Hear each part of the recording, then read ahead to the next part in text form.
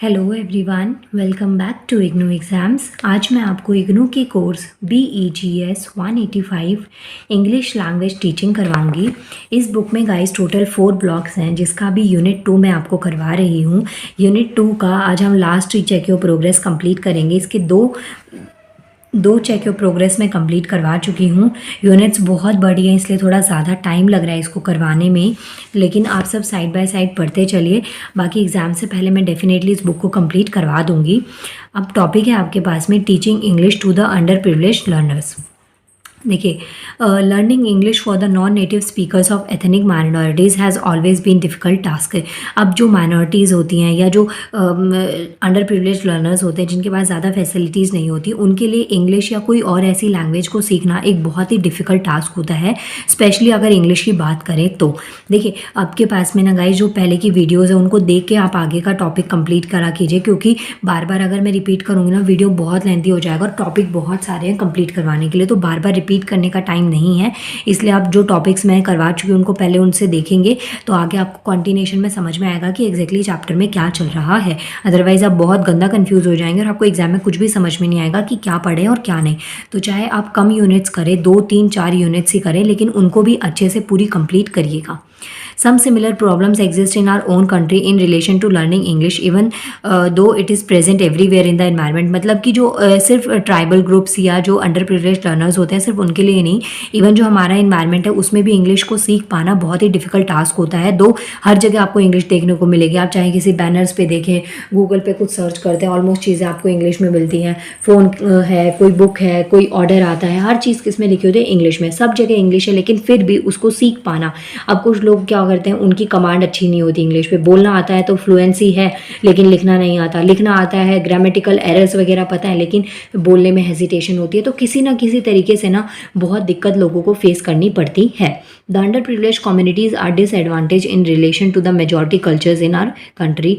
इसके अलावा जो अंडर प्रिविलेज लर्नर्स होते हैं उनके लिए बहुत बड़ा डिसएडवांटेज है। क्योंकि इंग्लिश जो है ना एक मेजॉरिटी कल्चर है हमारी कंट्री में, और उनके लिए ये सीख पाना बहुत डिफिकल्ट टास्क हो जाता है, क्योंकि उनको जो अपनी लैंग्वेज होती है ना वो भी ज़्यादा अच्छे से नहीं आती। वो बहुत ही लिमिटेड चीज़ें उनको बोलनी पड़ती है। English through various sources like the environment and the media. English enjoy a prominent place in this culture, either as a subject of study, medium of instructions, and the source of informations. जो English है ना उसका एक prominent place है, एक काफ़ी बड़ा role play करता है इंग्लिश हमारी सोसाइटी में। चाहे वो मीडियम ऑफ इंस्ट्रक्शन हो, मतलब टीचर्स आपस में बात करें या आपको कोई इंस्ट्रक्शन दी जा रही है कहीं किसी इंस्टीट्यूशन में, कॉलेज में और जॉब में, या फिर एक सोर्स ऑफ इंफॉर्मेशन है, जैसे आप कोई भी सर्च इंजन पे कुछ सर्च करते हैं, तो हर तरीके से इंग्लिश एक बड़ी और मेजर रोल प्ले करता है। The need for English amongst the under privilege. जो अंडर प्रिविलेज लर्नर्स है ना उनके बीच में इंग्लिश का कैसे यूज़ है, एक एक चीज़ को ध्यान से पढ़िएगा, क्योंकि इन्हीं में से आपका चेक योर प्रोग्रेस आता है। English is a very much a part of our lifes and is found everywhere, right from the school books to street and shops name, from public directions and notice to labels and instructions, और from industries to the banks. यहाँ पे क्या बता रखा है, English हर जगह है। कहाँ कहाँ देखने को मिलती है? चाहे आपकी स्कूल बुक हो, चाहे कोई स्ट्रीट शॉप नेम हो, या फिर जो पब्लिक डायरेक्शंस होती हैं जैसे कि लेफ्ट राइट यू टर्न, ये सब चीज़ें हों, या फिर आपको डायरेक्शन दे रखी होती है, मतलब डिस्टेंस दे रखा होता है, यहाँ से ये प्लेस इतने किलोमीटर्स दूर है, या फिर कहीं पे कुछ खाने का एडवर्टाइजमेंट होता है, इतने किलोमीटर दूर आपको कोई ढाबा मिलेगा। तो ये सब चीज़ें किस में मिलती हैं? आपको इंग्लिश में। कोई लेबल है, कोई भी आप पैक्ड मटेरियल खरीदते हैं उसका लेबल इंग्लिश में होगा, इंस्ट्रक्शंस उस पर इंग्लिश में होती है, या फिर बैंकिंग सेक्टर है, कोई इंडस्ट्री है, तो हर जगह आपको क्या चीज़ मिलती है? इंग्लिश मिलती है, क्योंकि ये धीरे धीरे एक कॉमन लैंग्वेज बनती हुई जा रही है। English plays a major role in education and is a subject to study of the primary level in most of the state. English क्या है? एजुकेशन, मतलब बाकी जो चीज़ें आपको बताई उसके साथ साथ एजुकेशन में भी एक मेजर रोल प्ले करता है।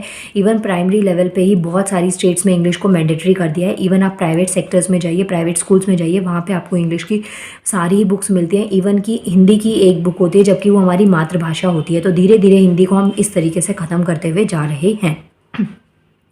इसके अलावा बहुत सारे प्राइवेट स्कूल्स में इंस्ट्रक्शंस जो टीचर्स वगैरह बोलते हैं वहाँ पे इंग्लिश मैंडेटरी है। इवन कई जगह पे तो इंग्लिश को ना आपका सर्टिफिकेट माना गया है, आपका इंटरव्यू स्किल माना गया है कि अगर आपकी इंग्लिश में फ्लुएंसी है तो आप उस जॉब के लिए एलिजिबल है, अदरवाइज आपसे वो जॉब आप गई, ये चीज़ होती है। इसके अलावा इन्फॉर्मेशन जो नेट से मिलती है वो भी बहुत सारी आपको किस में मिलती है? इंग्लिश में ही मिलती है।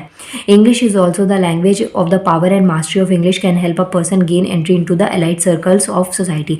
आपको कुछ नहीं आता आता हो, आप एकदम नील बटा सन्नाटा हैं, मानिए आपके पास कोई क्वालिफिकेशन भी नहीं है, लेकिन आपकी इंग्लिश में फ्लुएंसी है ना, तो आप किसी भी हाई सोसाइटी कल्चर में घुस सकते हैं, क्योंकि इंग्लिश में फ्लुएंसी आपको हर तरीके का सर्टिफिकेट दिला देता है। कुछ पढ़ना आता है, कुछ नहीं आता, कोई नॉलेज है, कोई डिग्री है, कुछ भी कई बार मैटर नहीं करता। अगर आप इंग्लिश में फ्लुएंसी है तो सामने वाला अपने आप ही सोचेगा कि नहीं, ये काफ़ी इंटेलिजेंट है। यहाँ पे एक वर्ड है एलाइट सर्कल, और ये सब चीज़ें ना आपने लाइफ में देखी होंगी, डेफिनेटली सब जगह देखते हैं। एलाइट सर्कल क्या होता है? A social group that is thought to be best or most important because of its power, money और इंटेलिजेंस। एलाइट सर्कल क्या होता है? बेसिकली हाई सोसाइटीज़ के लिए सर्कल होता है, हाई सोसाइटीज़ का सर्कल होता है, जिनके पास में काफ़ी पैसा हो, मनी हो, इंटेलिजेंस हो, हर तरीके से इंटेलिजेंट होते हैं। तो उन सर्कल्स में, उन ग्रुप्स में, उन सोसाइटीज़ में भी अगर आप जाना चाहते हैं तो आपकी फ्लुएंसी है इंग्लिश में, तो आप डेफिनेटली वहाँ पे जा सकते हैं। Make higher knowledge accessible and enable one to select the prestigious job. आपको कोई जॉब चाहिए, प्रेस्टिजियस जॉब चाहिए, किसी रेपुटेटेड मल्टीनेशनल कंपनी में जाना है, तो वहाँ पे भी इंग्लिश क्या हो जाती है? कंपलसरी हो जाती है। एज अ प्रोफेशनल लेवल पे भी आपको इंग्लिश में बहुत बहुत ज़्यादा अच्छी कमांड चाहिए होती है। English act as a link language, और इंग्लिश क्या है? एज अ लिंक लैंग्वेज है, क्योंकि आप एक दूसरे से कम्युनिकेट कर पाते हैं। कोई और इंटरनेशनल रिलेशंस होते हैं, इंग्लिश में ही बातचीत हो पाती है। बाकी लैंग्वेजेस जो उनकी नेटिव लैंग्वेज होती है, उसके अलावा अगर कोई और लैंग्वेज को प्रेफरेंस मिलती है तो वो सिर्फ और सिर्फ इंग्लिश होती है। यही सब चीज़ें, मतलब आपको यहाँ पे इंग्लिश के गुणगान दे रखे हैं, आपको बताने की वैसे ज़रूरत नहीं है, इतने समझदार हैं आप सबको पता है कि इंग्लिश की कितने इंपॉर्टेंस है ग्लोबलाइजेशन और ट्रेडिंग के टाइम पे। Problem faced by under privileged learners in learning English. अब कौन कौन सी प्रॉब्लम्स जो है ना वो अंडर प्रिविलेज्ड लर्नर्स फेस करते हैं ड्यूरिंग इंग्लिश, मतलब जब वो इंग्लिश सीखते हैं तो उस टाइम पर उनको किस किस प्रॉब्लम को फेस करना पड़ता है। तो फर्स्ट प्रॉब्लम आती है fear of English as a subject of study, मतलब कि उनको इंग्लिश पढ़नी पड़ेगी as a subject of study, क्योंकि हिंदी में जो वर्ड्स होते हैं वो बिल्कुल अलग होते हैं और इंग्लिश में बिल्कुल सेपरेट हो जाते हैं। प्लस इंग्लिश में आपके पास में 26 लेटर्स होते हैं, लेकिन उन सबका सेम साउंड नहीं रहता। जो साउंड है, स्पेलिंग है, वो सब भी क्या हो जाती है? चेंज होती रहती है। अब यहाँ पे यही चीज़ आपको बता रखी है, जैसे कि फॉर एग्जांपल CH वर्ड है। CH वर्ड जो होता है ना, इसको आप क्या बोल रहे हैं? CH वर्ड जो है ना, इसको अगर इसका साउंड कई बार क भी आता है, कई बार च भी आता है, और कई तरीके से इसका साउंड चेंज हो जाता है। तो ये चीज़ आपको यहाँ पे बता रखी है। इसके अलावा कुछ ऐसे वर्ब्स होते हैं, सेंटेंस होते हैं, जैसे Rita plays football, Rita football खेलती है। तो यहाँ पे हिंदी में सेंटेंस क्या है? रीटा फुटबॉल खेलती है। अब कोई मेरे जैसा जिसको इंग्लिश ज़्यादा अच्छे से नहीं आती, वो कैसे इसको चेंज करेगा? रीटा है पहले तो सब्जेक्ट हो गया, फुटबॉल खेलती है। फुटबॉल का मतलब क्या है? एक कोई गेम खेला जा रहा है, तो पहले फुटबॉल आना चाहिए, तो इसका मतलब यहीं पर इंग्लिश। कई बार क्या होता है, जब आपको इंग्लिश नहीं आती है, आपकी लैंग्वेज पर कोई कमांड नहीं होती ना, तो आप उसका ट्रांसलेट कैसे करते हैं? वर्ड टू वर्ड करते हैं। जैसे रीटा लिखा ना, तो रीटा नाम हो गया, प्ले का मतलब खेलना, फुटबॉल मतलब फुटबॉल, तो रीटा खेलती फुटबॉल, तो ये इस तरीके से होगा। लेकिन इसकी हिंदी क्या होती है? Rita plays football, Rita football खेलती है। तो हिंदी में सही बोला, लेकिन इंग्लिश में इसको थोड़ा ऊपर नीचे जंबल करके लिख दिया गया, तो यहीं पे क्या हो जाती है? कन्फ्यूजन क्रिएट हो जाती है। तो यही सब जो डिफ़िकल्टीज़ होती हैं, जो लर्निंग कॉम्प्लिकेशंस आती हैं, यही सब चीज़ें जो अंडर प्रिविलेज्ड लर्नर्स होते हैं उनको दिक्कतें फेस करने को मिलती हैं। इसके अलावा अगर वर्ब की भी बात करें तो उसमें भी देखिए 3-4 फॉर्म्स में वो डिवाइड हो जाती है। तो कब कौन सी फॉर्म लगेगी? बहुत सारे रूल्स लर्न करने पड़ते हैं, और सिर्फ रूल्स नहीं, उनमें भी बहुत सारी एप्लीकेशंस आपको बेस्ड लर्न करनी पड़ती हैं। तो इसलिए जो इंग्लिश सब्जेक्ट है अंडर प्रिविलेज्ड लर्नर्स के लिए एक तरीके का नाइटमेयर बन जाता है।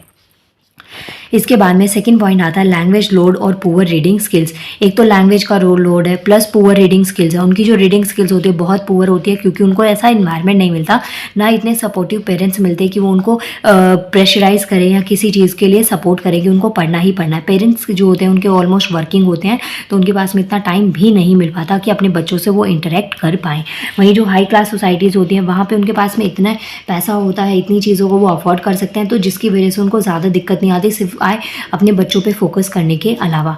Often the under privileged learners speak a non standard variety of language dialect. और जो नॉन प्रिविलेज्ड लर्नर्स होते हैं वो क्या करते हैं, मतलब जो अंडर प्रिविलेज्ड लर्नर्स होते हैं उनकी जो लैंग्वेज होती है उनको वो भी अच्छे तरीके से नहीं आती, और उसके बाद में उनको इंग्लिश सीखनी पड़े तो उन्हें बहुत ज़्यादा डिफिकल्टीज फेस करनी पड़ती है।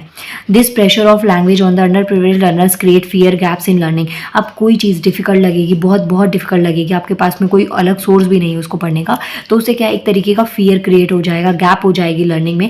जैसे कि आज की डेट में ऑलमोस्ट लोग ना यूपीएससी के नाम से डरते होंगे कि हाँ कैसे पढ़ेंगे, इतना सारा सिलेबस होता है।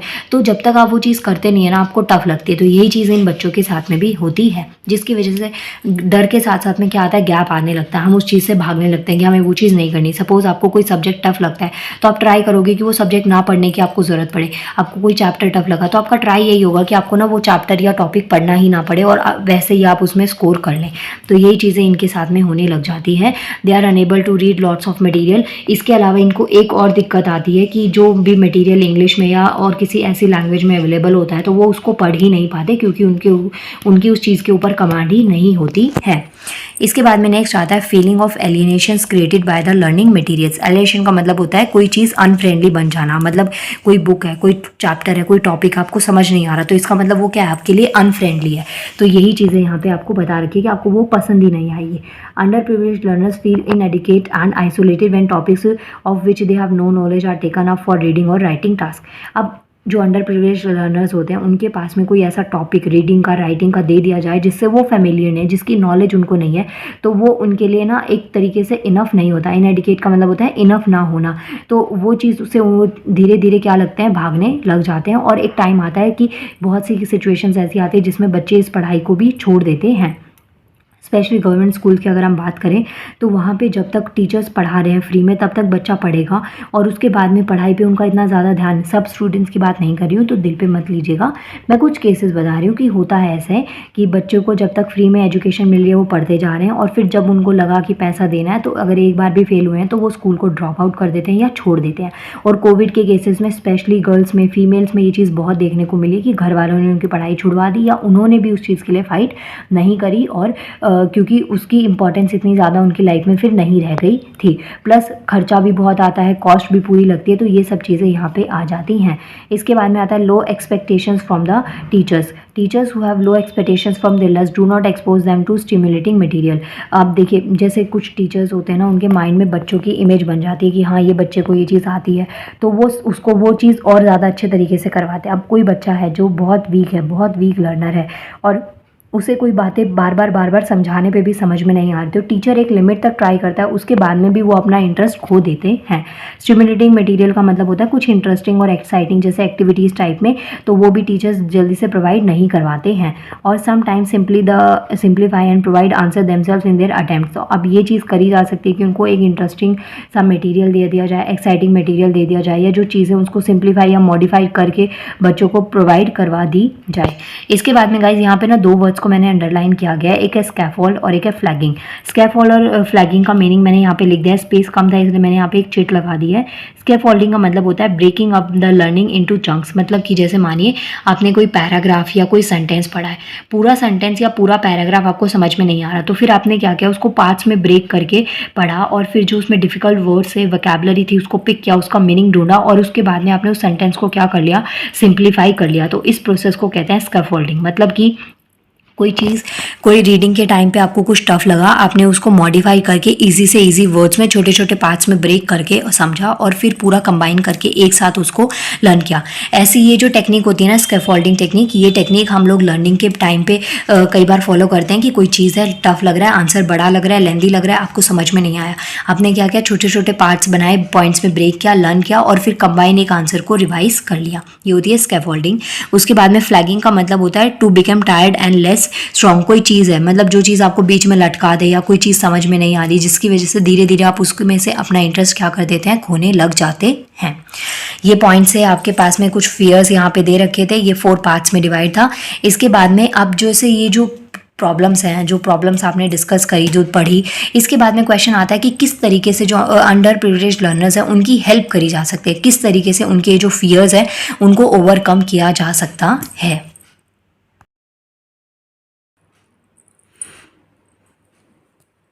How to help the under privileged learner. अब है ये वाली हेडिंग कि जो अंडर प्रिविलेज्ड लर्नर्स हैं आप उनकी कैसे हेल्प कर सकते हैं। So while it is true that the under privileged learners come to school with the limited experience and limited language skills, तो ये बात एकदम करेक्ट है कि जो अंडर प्रिविलेज्ड लर्नर्स होते हैं उनके पास में स्किल्स बहुत कम होती हैं, बहुत लिमिटेड होती हैं, प्लस जो एक्सपीरियंस होता है वो भी ना के बराबर होता है। It is not appropriate to assume that they are not capable of improving और टेकिंग अप अ चैलेंज। तो अब उनके पास में स्किल्स कम है, एक्सपीरियंस कम है, तो इट डजेंट मीन कि उनके पास में इतनी कैपेबिलिटी नहीं है कि वो इतने एबल नहीं है। कि अपनी स्किल्स को इम्प्रूव किया जा सके या फिर चैलेंज लेने के लिए वो कैपेबल नहीं है, तो ये चीज़ सोचना भी बहुत गलत होगा।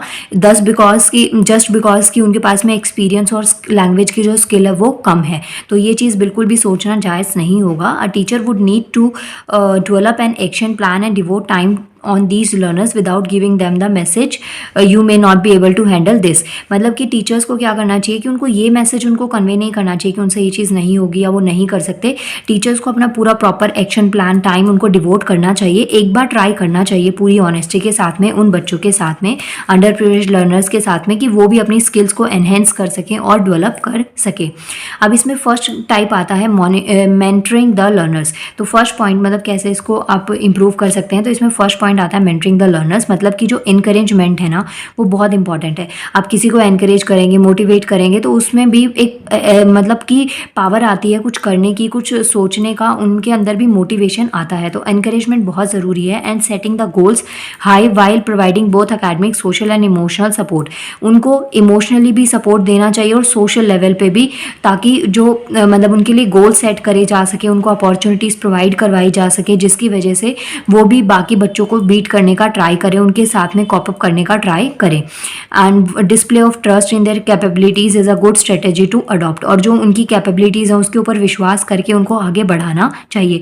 तो ये जो ऐसी अच्छी अच्छी स्ट्रेटेजीज़ हैं इनको अडॉप्ट करना बहुत ज़्यादा ज़रूरी होता है, specially for teachers. The teachers can have a mini conference with the learners and suggest way to improve their language skills to bridge the gap. अब टीचर्स का यहाँ पे क्या बता रखा है कि एक मिनी कॉन्फ्रेंस, मतलब कि यहाँ ये बता रखा है कि टीचर्स को आप मतलब कि बच्चों को टीचर्स को बच्चों से बात करनी चाहिए कि वो किस तरीके से उनको प्रॉब्लम्स को ओवरकम कर सकते हैं। सपोज़ 35 स्टूडेंट्स का बैच है एक, जिसमें से जो 50 स्टूडेंट्स हैं वो ठीक है और बाकी के स्टूडेंट्स क्या हैं काफ़ी वीक है। तो उन 20 स्टूडेंट्स के लिए टीचर्स को एक अलग से उनकी कॉन्फ्रेंस करनी चाहिए, काउंसलिंग करनी चाहिए, कहाँ उनको दिक्कत है, किस चीज़ की प्रॉब्लम वो फेस करते हैं, वो जो प्रॉब्लम्स वो बताएं उनका सोल्यूशन टीचर्स को डिस्कस करना चाहिए। और जो उनके बीच में जो लैंग्वेज स्किल्स के बीच में या जो अकेडमिक्स के बीच में गैप आ रहा है उसको ओवरकम किया जा सकता है। इसके बाद में आता है introduction to critical thinking skills. अब जैसे ही जो अर्ली एज टाइम होता है, अर्ली स्टेज होता है, मतलब कि प्राइमरी टाइम से ही ना बच्चों को ये चीज़ का इम्प्रूवमेंट आने लगती है। उनकी जो एनालिटिकल स्किल्स होती है, उनको डिसीजन मेकिंग, ये सब धीरे धीरे ही डेवलप होती है। तो इसको स्टार्टिंग से ही डेवलप कर देना स्टार्ट कर देना चाहिए।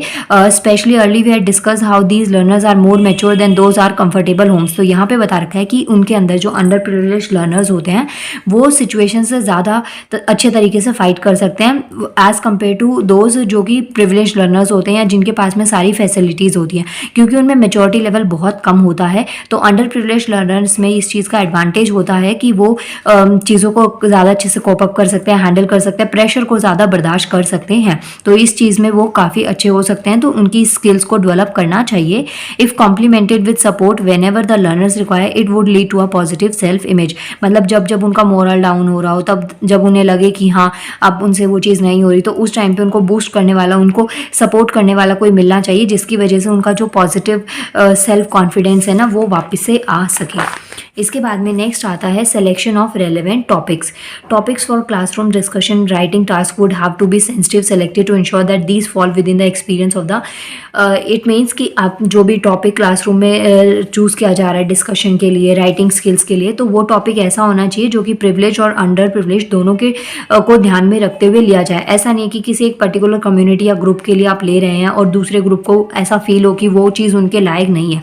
तो ये चीज़ नहीं होनी चाहिए। Whenever the learner will be able to identify with the topic, जब उनको वो टॉपिक या वो पॉइंट समझ में आएगा तभी आप उसके बारे में सोच सकते हैं। अब इसका एग्जांपल मैं देती हूँ। जैसे कि मानिए आप इंग्लिश आपकी अच्छी है, काफ़ी अच्छी इंग्लिश है, उस टाइम पे अगर मैंने आपको टॉपिक दे दिया किसी और अदर लैंग्वेज में, स्पेनिश में दे दिया, तो वो चीज़ आपको समझ में नहीं आएगी। इवन आपको आइडिया भी नहीं होगा उसमें आप क्या चीज़ लिख सकते हैं। मतलब कि जो सब्जेक्ट या टॉपिक आपका थॉट आप उससे रिलेट कर सकते हैं, आपने वो चीज़ पढ़ी है, उसके बारे में नॉलेज रखते हैं, तभी आप उसके बारे में लिख सकते हैं या उसमें अपनी जो स्किल्स हैं, डिस्कशन है या राइटिंग स्किल्स है, उसको डेवलप कर सकते हैं। सपोज़ कोई ऐसा टॉपिक आपके डिबेट के लिए चूज़ कर लिया जाए जिसके बारे में आपको कुछ पता ही नहीं है, आइडिया ही नहीं है, तो ना आप उस पर डिबेट कर सकते हैं, ना कुछ उस पर पे डिस्कशन कर सकते हैं। तो ये चीज़ का ध्यान बहुत ज़्यादा ज़रूरी है। इसके अलावा बहुत इंपॉर्टेंट है जो कल्चर ऑफ रीडिंग है उसको प्रमोट करना, क्योंकि जब आप रीडिंग करते हैं, चाहे रैंडमली आप कुछ भी रीड करते हैं, चाहे कोई बुक है, नॉवल है, फिक्शन है, कुछ भी आपको रीड करना अगर पसंद है, तो आपके अंदर धीरे धीरे ना थॉट्स डेवलप होने लगते हैं, नई नई चीज़ें आपको सीखने को मिलती है, वोकैबुलरी आपके अंदर आने लग जाती है।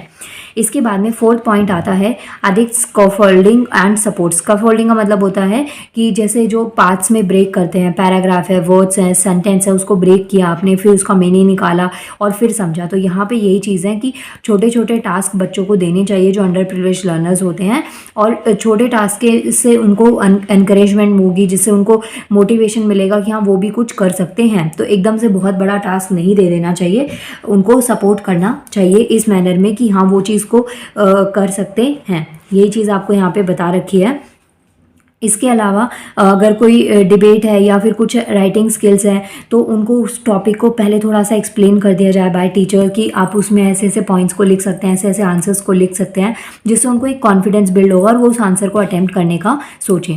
इसके बाद में फिफ्थ पॉइंट, लास्ट पॉइंट आता है use mother tongue based multi lingualism in the initial stage under privilege. यहाँ पे ना आपके पास में दो स्टेजेस हैं, एक इनिशियल हो गया और एक प्राइमरी लेवल पे। तो इनिशियल लेवल पे क्या होता है, जो अंडर प्रिविलेज्ड लर्नर्स होते हैं उनको अपनी जो लैंग्वेज मेथड होता है, जो उनकी ओन लैंग्वेज होती है, उसमें चीज़ों को समझाना चाहिए और उससे फिर जो अदर लैंग्वेज उनको सिखानी है उससे उसको रिलेट करना चाहिए, जिससे क्या होगा कि उन्हें मीनिंग भी समझ में आएगा कि ये टॉपिक्स है या इसका मीनिंग ये होता है, और वो अपने कल्चर से रिलेट करके पढ़ेंगे तो उनको वो चीज़ इंटरेस्टिंग भी लगेगी और समझ में भी आएगी।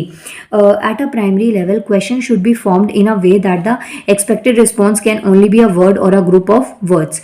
तो प्राइमरी लेवल पे क्वेश्चंस को इस तरीके से फ्रेम किया जाना चाहिए कि वो टॉपिक सबसे फेमिलियर हो और उसका जो आंसर है वो रिस्पॉन्स जो है वो वर्ड भी हो सकता है, ग्रुप ऑफ वर्ड्स मतलब पैराग्राफ, सेंटेंस भी हो सकता है। तो इस चीज़ का मेक श्योर टीचर्स को करना चाहिए कि वो बच्चों को किस तरीके से ईजी वे में एक्सप्लेन कर रहे हैं। इसके अलावा उनको एनकरेज करना चाहिए to do language task that focus not on language but on completions of the task, completions of the task. अब देखिए यहाँ पे क्या है, टीचर्स को ना बच्चों को लैंग्वेज को परस्यू करने के लिए भी एनकरेज करना चाहिए। इवन उनको छोटे छोटे फोकस टास्क देने चाहिए जिससे वो उसको अचीव करें, और जब वो टास्क अचीव होते हैं तो अब अंदर से एक मोटिवेशन आता है कि हाँ हम वो चीज़ कर सकते हैं।